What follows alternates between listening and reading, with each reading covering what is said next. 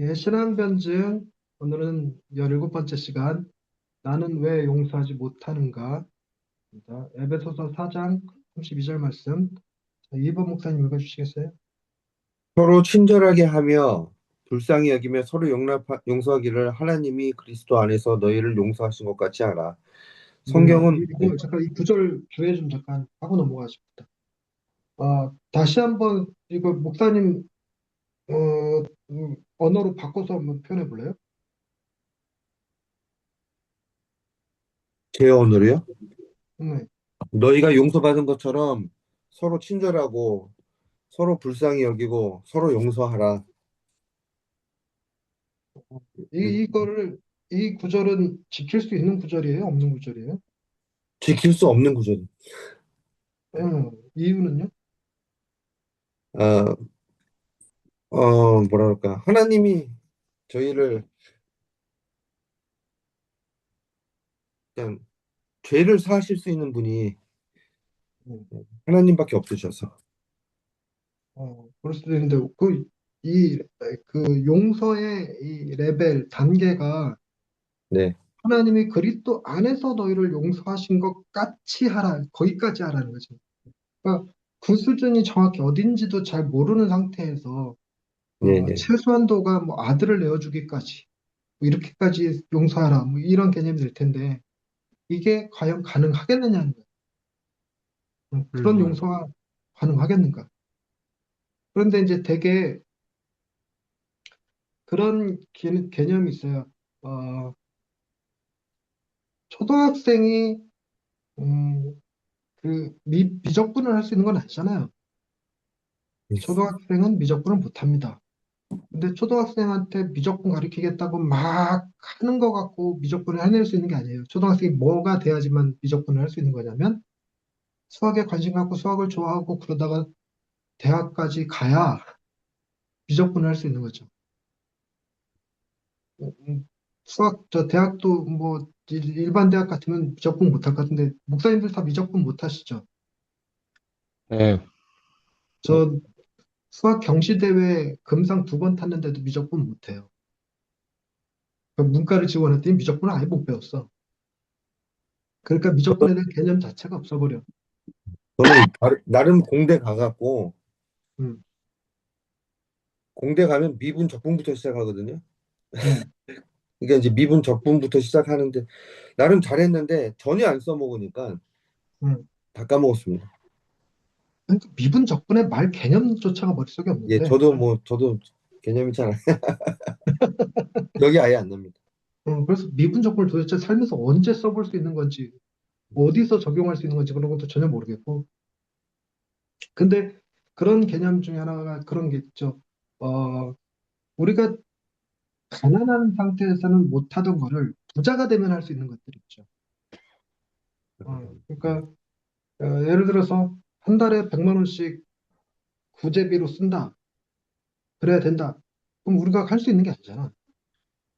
한 달에 100만 원씩 구제비로 쓰려면 적어도 뭐 한 500만 원 수익은 있어야 100만 원씩 쓸 수 있지. 근데 500만 원 갖고도 100만 원 구제비로 못 쓸 것 같은데 한 1000만 원은 벌어야 100만 원을 구제비로 쓸 수 있지 않을까? 뭐 이런 느낌인 거예요. 그러니까 기본적으로 이 하나님이 그리스도 안에서 너희를 용서하신 것 같이 하라 할 때 그 말이 우리가 지금의 인간적인 능력, 지금의 정체성 갖고는 못한다는 얘기예요. 그러니까 뭔가 우리가 다른 존재가 되어야지만 할 수 있는 이야기. 우리가 다른 존재가 되어야지만 할 수 있는 이야기. 그러니까 그 포커스를 좀 놓치지 않으면 돼요. 그러니까 저걸 계속 우리가 용서를 하려면 이렇게 해야 돼, 저렇게 해야 돼 하는 방식으로는 어림택도 없어요. 그거는 뭐죠? 율법이 하나님을 사랑하라 그랬더니 이 정도 하면 사랑하는 거야 라고 말하는데 그런 개념이 아니다. 하나님을 사랑하는 건 마음과 목숨과 뜻과 힘을 다해야 돼. 11조하고 주일 성수하고 뭐 가난한 자들 돕고 이런 방식으로 하나님을 사랑한다는 율법을 지킬 수 있는 게 아니다. 이런 거죠. 그래서 우리가 다른 존재가 되어야지만 비로소 가능한 거. 그러면 다른 존재는 어떤 존재일까? 우리가 용서를 하나님처럼 할 수 있으려면 우리가 뭐가 돼야지만 될까요? 힌트 다 하나님이 드렸는데. 되야죠. 그렇죠, 그렇죠, 그렇죠. 하나님이 되면 돼. 우리가 하나님이 될 수 있는 방법은 없어요. 그러나 그분의 뭐는 될 수 있어? 자녀는 될 수 있어, 아니요. 자녀. 그러니까 우리는 못하는데 그분의 자녀라면 할 수 있는 거지. 아버지의 성품을 받은 자라면, 하나님의 성품에 참여하는 자라면, 그러면 용서는 하나님의 자연스러운 성품인 것처럼 우리도 자연스러운 성품으로 나온다는 거예요. 노력과 수고의 결과가 아니라 변화된 존재가 자연스럽게 맺어지는 열매, 자연스럽게 되어지는 것, 뭐 이런 개념 정도가 된다는 거죠. 그러니까 그 포커스를 찾는 겁니다. 자, 2번 목사님 계속 읽어주세요. 성경은 우리에게 끊임없이 용서하라고 말합니다. 그러나 그 말씀은 솔직히 불편하게 다가올 때가 많습니다. 아직 사과조차 하지 않은 사람을 어떻게 용서할 수 있겠습니까? 잘못을 분명히 저질렀는데 아무런 책임도 묻지 않는다면 정의는 어디에 있겠습니까? 피해자에게 용서하라는 말은 마치 자신의 고통을 가볍게 여기라는 압박처럼 느껴지기도 하고 때로는 정의를 포기하라는 요구처럼 들리기도 합니다. 그래서 어떤 이들에게는 용서라는 말 자체가 또 하나의 상처가 되기도 합니다. 네, 네. 용서가 상처가 됐던 적이 있으신가요? 저는 여러 번 생각나거든요. 그냥 네가 용서해. 그 말 속에 제가 상처받는 게 뒤에 붙은 말이 그래도 넌 목사잖아. 되게 스트레스 받고 이거 되게 상처가 되더라고요.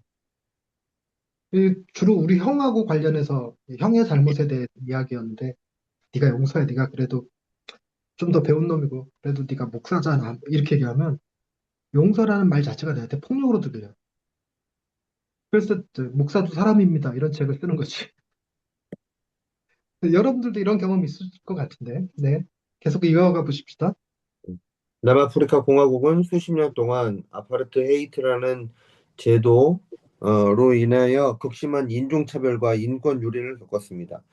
흑인과 유색인들은 거주지와 교육, 이동, 정치 참여에서 철저히 배제되었고 수많은 폭력과 고문, 불법 구금, 심지어 살해가 자행되었습니다. 1990년대 초 아파르테이트 체제가 붕괴되고 민주주의로 전환되면서 새로운 사회는 과거의 상처를 어떻게 다룰 것인가라는 문제에 직면했습니다. 이때 세워진 진실과 화해 위원회였습니다.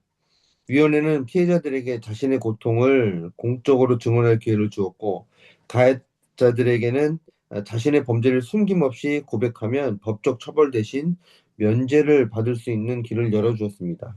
단순히 변명이 아니라 정치적 동기에서 비롯된 범죄임을 인정하고 그 전모를 완전히 드러내야만 했습니다. 이 과정을 통해 사회 전체가 과거의 진실을 직면할 수 있었고, 무력 충돌이나 보복 대신 공동체 회복을 선택할 수 있었습니다. 그러나 동시에 많은 피해자들은 여전히 정의가 충분히 이루어지지 않았다는 상실감을 안게 되었습니다.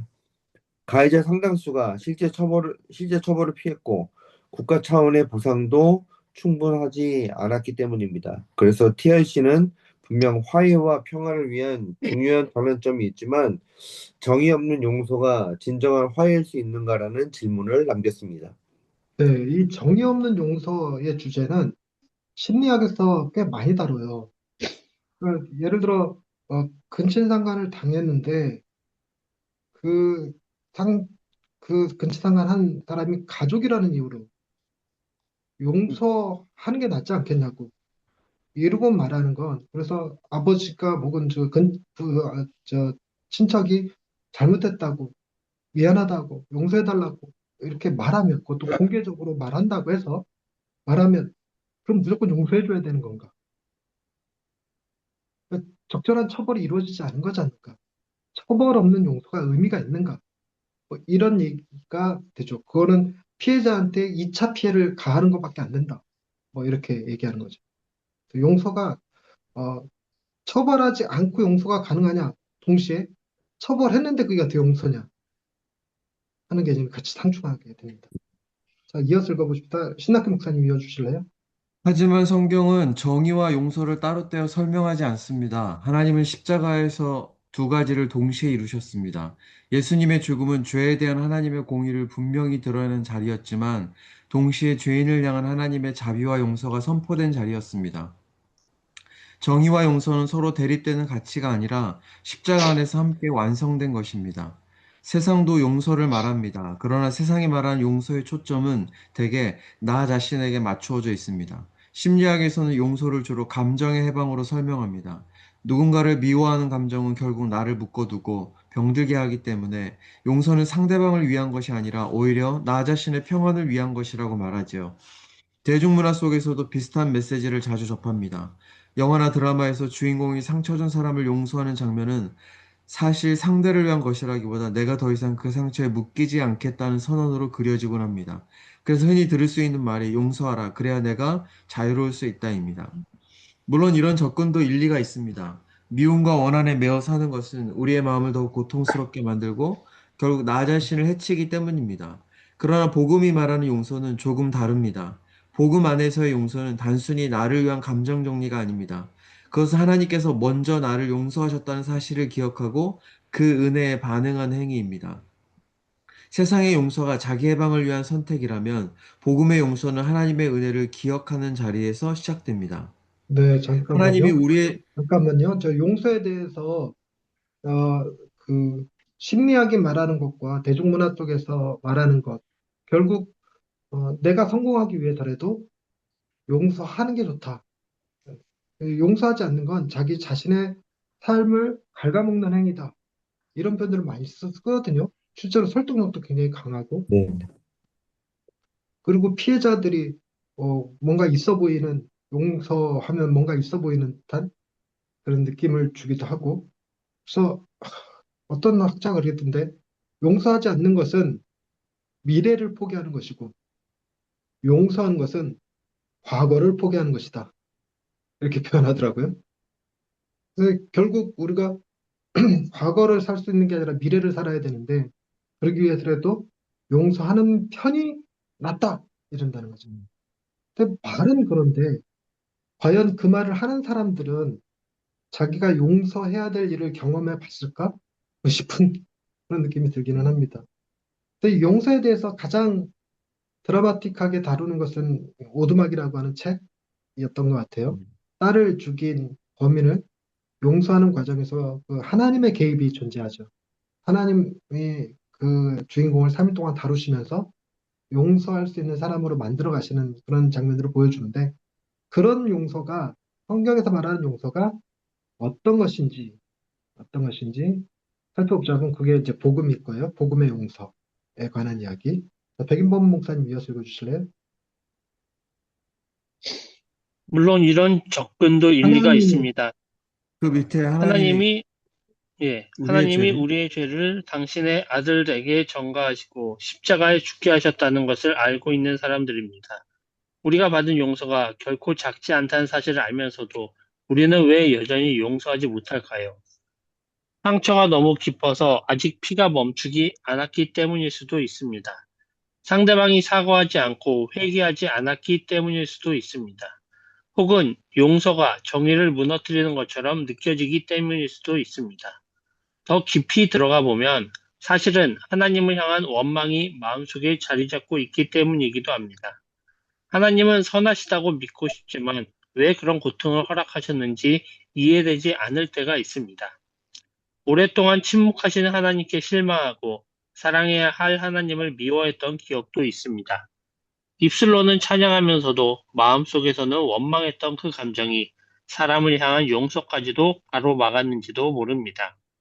네, 예, 이거, 그, 저, 우리가 용서 받았기 때문에 용서해라 하는 말도 이게 설득력이 없거든요. 저는 이건 불가능하다고 보는 편인데, 그게 그런 거죠. 하나님이 나더러 용서하라 그랬는데, 왠지 그 고난이 하나님도 뭔가 일정 지분이 있으실 것 같은 거예요.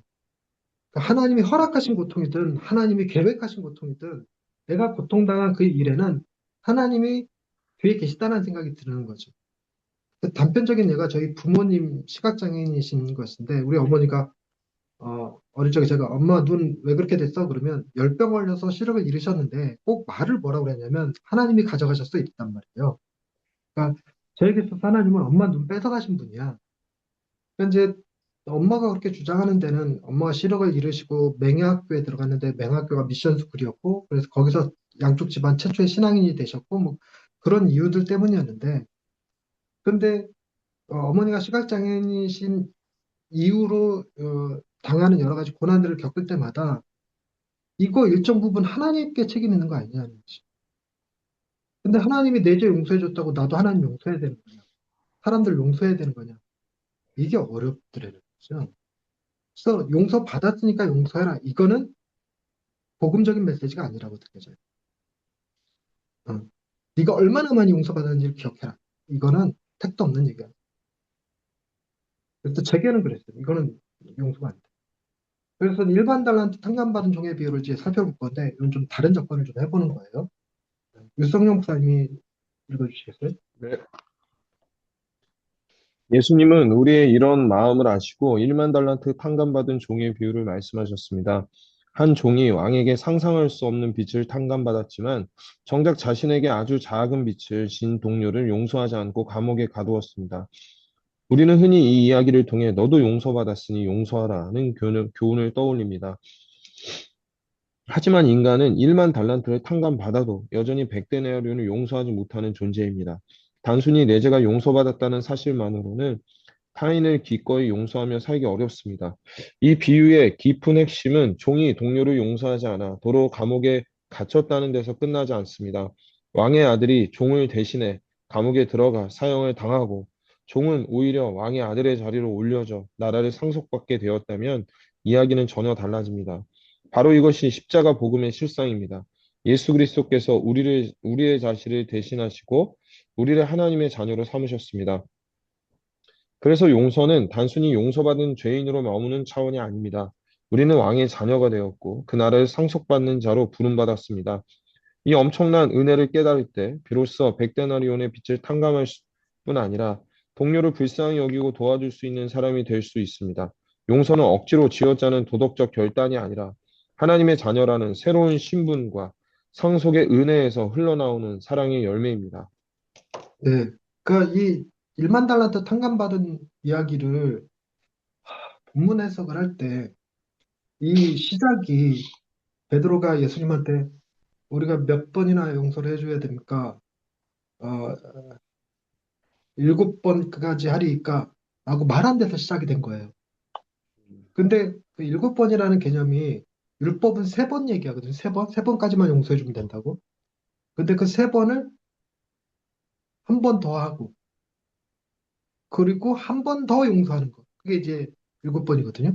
그러니까 좀, 베드로 입장에서는 7번 용서한다는 말의 개념은 베드로가 보통 흔히 당시에 인간이 상상할 수 있는 최고 수준의 용서, 최고 수준의 용서를 7번이라고 생각한 거예요. 여기다 7이라는 숫자가 가지는 그 완전수의 이미지도 있으니까 그걸 또 완전히 용서했다 생각하는 거죠.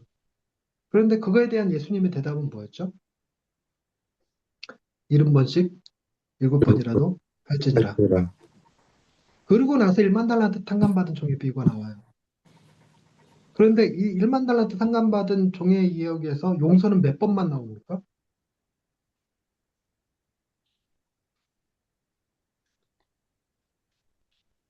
한 딱 번? 한 번 나와요. 딱 한 번. 1만 달러 탕감해줬다. 이러면 갚을 것이 없으니까 탕감해줬다. 이거 한 번 등장합니다. 그것도 완전한 탕감도 아니에요. 다시 보고시켜갖고 1만 달러한테 갚을 때까지 감옥에 가둬라. 이러고 끝이 나버리니까. 그러면 예수님께서 말씀하셨던 70번씩 7번이라는 개념과 이 비유가 서로 상치되죠.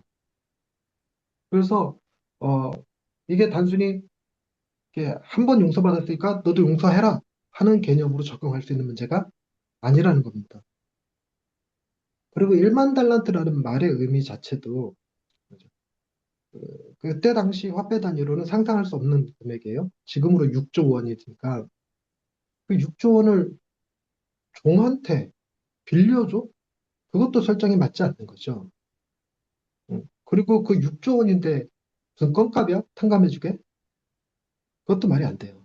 그러니까 6조 원이라는 금액과 100데나리온, 1000만 원이거든요. 1000만 원하고 갭이 너무 크잖아요. 갭이. 하지만 1만 달러트 탕감받은 종에게 돈이 없다면, 빚은 탕감받았지만 돈이 없다면 1000만 원은 큰 돈이에요. 그래서 그거 내가 그 돈 받아야 사는데 그 돈 못 받으면 우리 가족 못 사는데 그러니 갚으라고 하는 거죠. 그리고 1만 달란트 탕감받았다는 사실을 빼버리면 백데나리온은 어, 갚으라고 하는 게 맞습니까? 탕감해줘야 맞습니까? 갚으라고 해야죠. 갚으라고 해야죠. 그 경제사범으로 집어넣어야지 그냥. 그게 정의지. 그런데 그거 1만 달러도 탕감받고도 백단위를 용서해주지 못했다고 도로 잡혀가서 괘씸죄까지 덮어 써서 죽을 때까지 오게 가둬라 이렇게 된 거잖아요. 이야기는. 근데 우리가 아는 건 비유는 거기서 끝나지만 그죠? 그 종이 감옥에서 죽었다라는 결론은 안 나와요.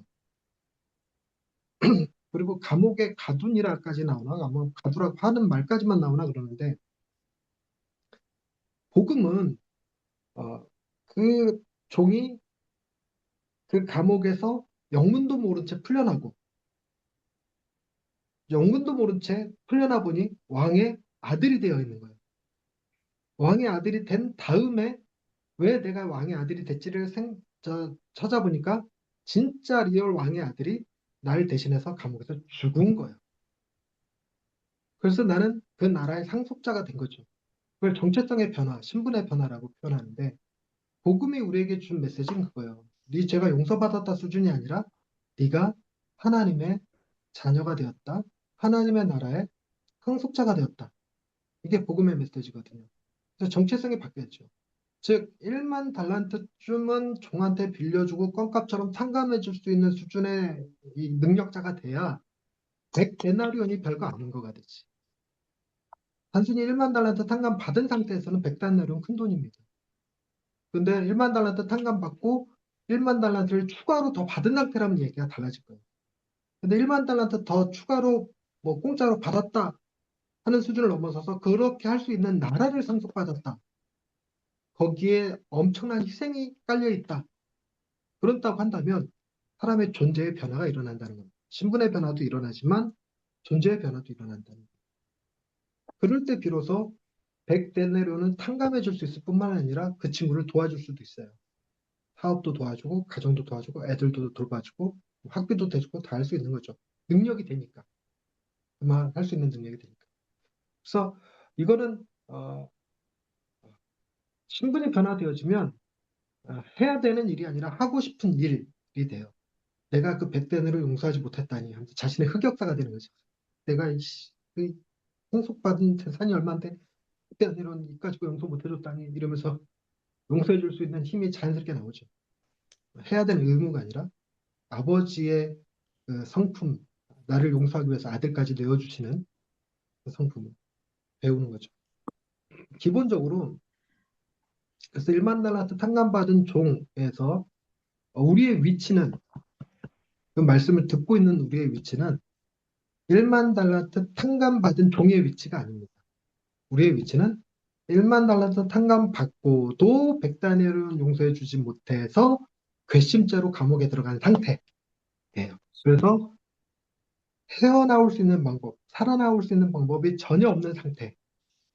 그걸 복음적으로 설명하면 죄 가운데 이미 죽어버린 상태. 에스겔 표현을 갖다 쓰자면 이미 마른 뼈가 돼버린 상태. 그 상태에서 회복이 일어나야 사람의 존재의 변화가 일어난다는 거예요. 그러니 이 말씀을 1만 달란트 탕감 받았으니 여러분들도 용서해 주시며 사십시오. 이래갖고 될 일이 아니라는 거예요. 그러면 그건 용서는 우리의 의무가 되죠. 그것도 버거운 짐이 돼버려. 또. 당장 그 1만 달란트의 100데나리온이 필요한 사람이라면 더더욱 탕감 못 해주죠. 자, 그래서 계속 읽어보시자면 2번 목사님. 그래서 용서는 단순히 용서받은 죄인으로 머무는 차원이 아닙니다. 우리는 왕의 자녀가 되었고 그 나라를 상속받는 자로 부름받았습니다. 이 엄청난 은혜를 깨달을 때 비로소 백대한나리온의 빛을 탕감할 뿐 아니라 또 동료를 불쌍히 여기고 도와줄 수 있는 사람이 될 수 있습니다. 용서는 억지로 쥐어짜는 도덕적 결단이 아니라 하나님의 자녀라는 새로운 신분과 상속의 은혜에서 흘러나오는 사랑의 열매입니다.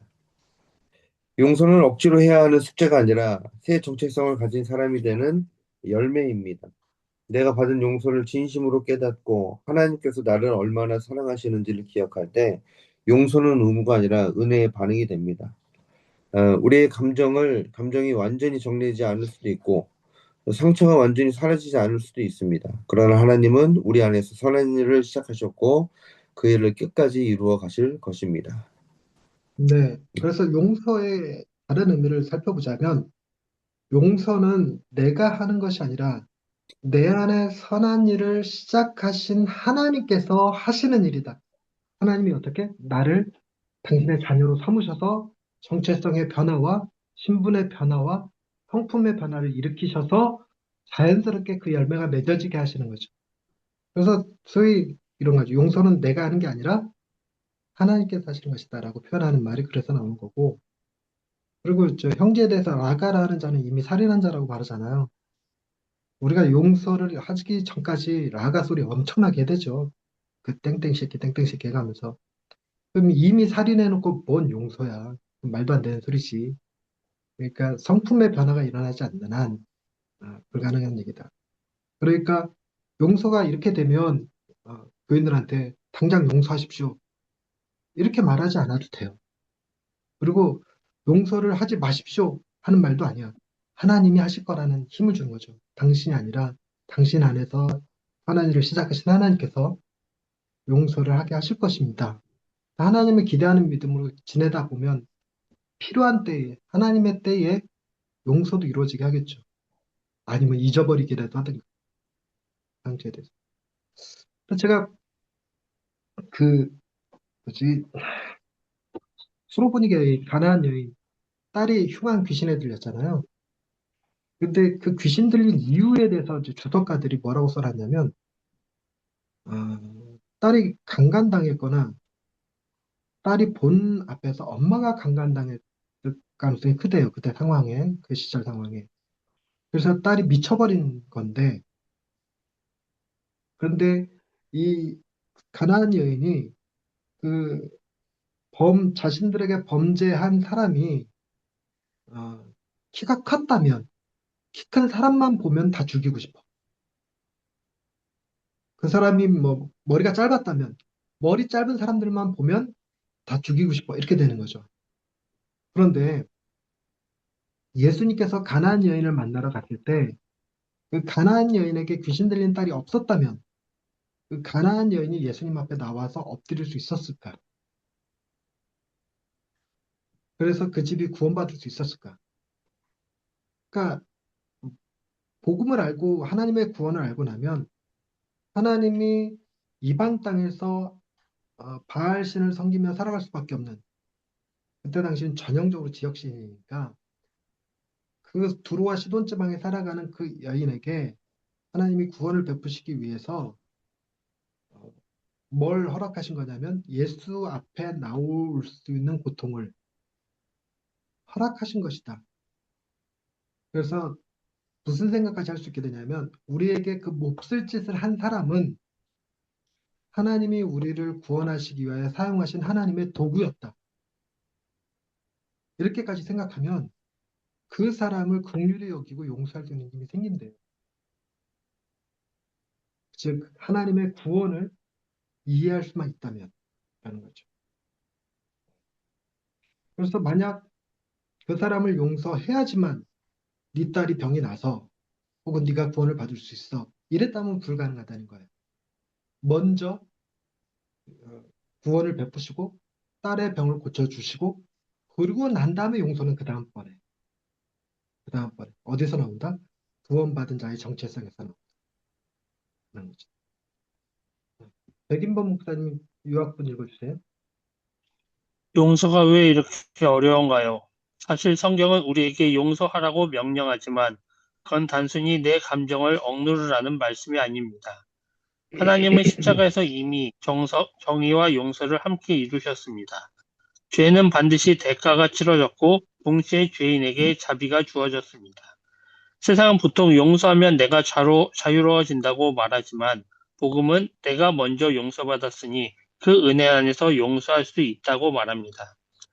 저와 여러분이 용서하지 못하는 이유는 상처가 여전히 아프거나 상대가 사과하지 않았기 때문일 수도 있고 하나님께 대한 원망이 내 마음을 가로막고 있기 때문일 수도 있습니다. 그럴 때 우리는 십자가를 바라봐야 합니다. 예수님은 우리가 갚을 수 없는 1만 달란트를 대신 감당하시고 우리를 하나님의 자녀로 삼으셨습니다. 그 은혜를 깊이 기억할 때 용서는 억지로 쥐어짜는 도덕적 결단이 아니라 새로운 정체성에서 흘러나오는 열매가 됩니다. 그래서 용서는 완전한 감정 정리가 아니라 하나님이 나를 붙드셨다는 은혜를 기억하며 한 걸음씩 내딛는 고백입니다. 시간이 걸려도 괜찮습니다. 하나님이 우리 안에 시작하는 일을 끝까지 이루실 줄을 믿습니다. 네. 그래서 성도님들한테 상담해 드릴 때, 뭐지, 이게 답변해 드릴 때, 지금 당장 용서하십시오. 이런 워딩을 쓰지 말고, 어, 그 용서에 포커스를 맞추지 말고, 십자가에 포커스를 맞춰서 예수님 바라보게 만드는. 시간이 오래 걸려도 괜찮다고. 어차피 하나님이 하실 거라고. 지금 당장은 원망하며 불평하며 기도하시면 된다고. 그냥. 이 정도 해주면 위로가 되지 않을까 싶기도 하고요. 그게 또 복음적으로 맞는 표현이기도 할 것 같고요. 자, 그렇게 해서 이 교인들과 나눈다면 이런 거죠. 1번 나눈 질문. 내가 용서하지 못하고 여전히 붙잡고 있는 상처나 관계가 있다면 그 이유는 무엇인가요? 이런 사람 꼭 있겠죠. 용서하지 못한 사람. 되게 시어머니 용서 못하시는 분들 많으실 거고. 형제들 간에 그렇게 감정 싸움 많죠. 큰형, 큰오빠 용서 못하겠다고. 저도 마찬가지고. 십자가를 묵상하면서도 여전히 내 자신이 용서되지 않고 다른 사람들에 대한 원망도 해결되지 않을 때가 있나요? 와, 제가 상담을 받으면서 그 책 읽었는데 그 책의 그 상담 사례 중에 예수님이 십자가에 나 때문에 달려 돌아가셨다는 사실 때문에 우울증 걸린 친구가 있더라고요. 나는 그렇게 진짜요? 자기가 그렇게 형편없는 놈이라고 계속 세뇌당한 거야.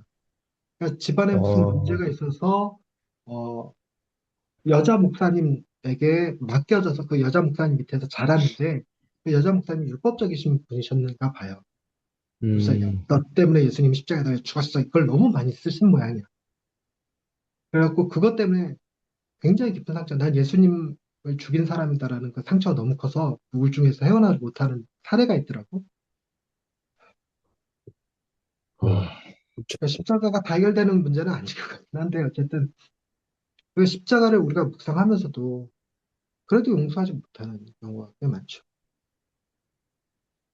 자, 3번 나에게 하나님의 나라를 상속받은 자녀라는 정체성이 생긴다면 지금 하고 있는 원망이 계속될까요? 이게 가능하지 않겠는가? 정말로 내가 하나님의 자녀, 하나님 나라의 상속자라는 정체성이 내 안에 확고히 자리 잡으면 나한테 잘못을 한 사람의 죄가 정말 아무것도 아닌 것처럼 느껴질 수 있지 않을까. 그리고 관심도 생기지 않는 것이 내가 지금 엄청난 일을 경험했는데 그런 게 무슨 대수겠어 싶은 느낌 이런 거지. 자, 요 정도 하고 이번 시간은 마치도록 하겠습니다. 마치는 건 어떻게 마치는 거야?